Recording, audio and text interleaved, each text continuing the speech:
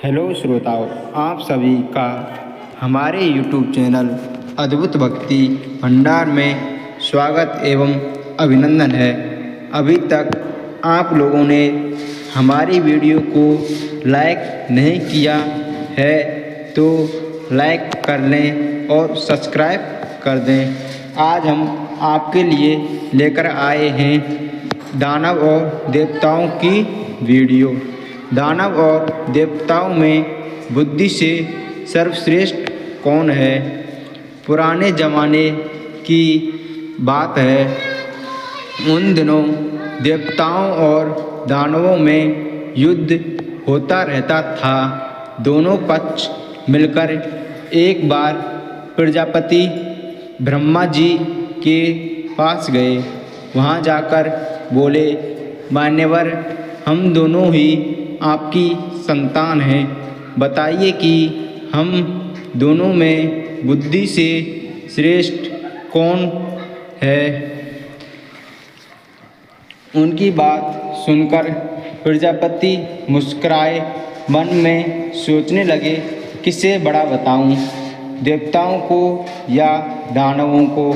देवताओं को बड़ा बताता हूँ तो दानव नाराज होते हैं, दानवों को बड़ा बताऊं तो देवता नाराज होते हैं।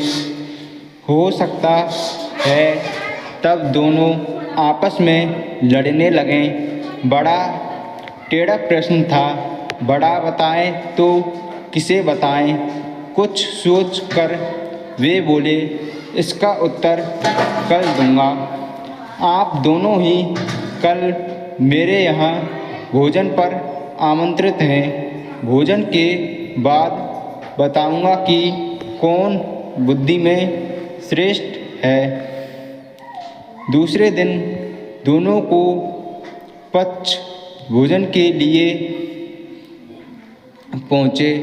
दोनों को अलग अलग कमरों में बैठाया गया। वहाँ मिष्ठान मिठाइयों से भरे थाल भिजवा दिए गए। प्रजापति ब्रह्मा जी दानवों के कमरे में गए।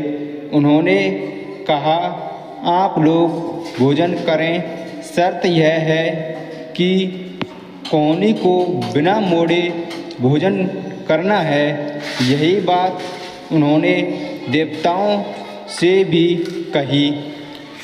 प्रजापति ब्रह्मा जी की बात सुन दोनों परेशान हुए। वे एक दूसरे का मुंह देखने लगे। समस्या थी, खाएं तो कैसे खाएं? कौनी नहीं मुड़नी चाहिए, भोजन भी नहीं बचना चाहिए।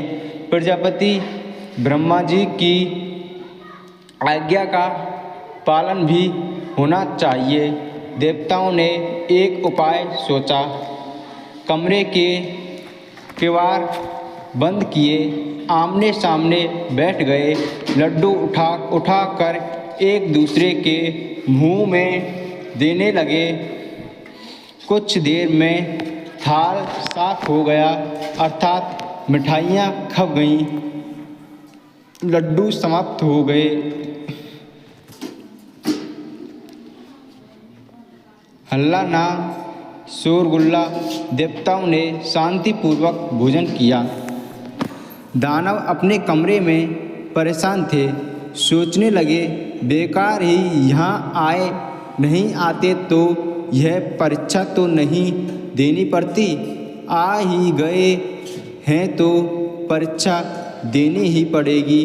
दानवों ने भी किवाड़ बंद किए। लड्डुओं के थाल पर टूट पड़े। लड्डू लेकर ऊपर उछालने लगे। लड्डू जब नीचे आते तो मुंह खोल लपकते। लड्डू जमीन पर गिरते और चूर चूर हो जाते। कमरे से हल्ला गुल्ला की आवाज़ें, चीखने की आवाज़ें आने लगी।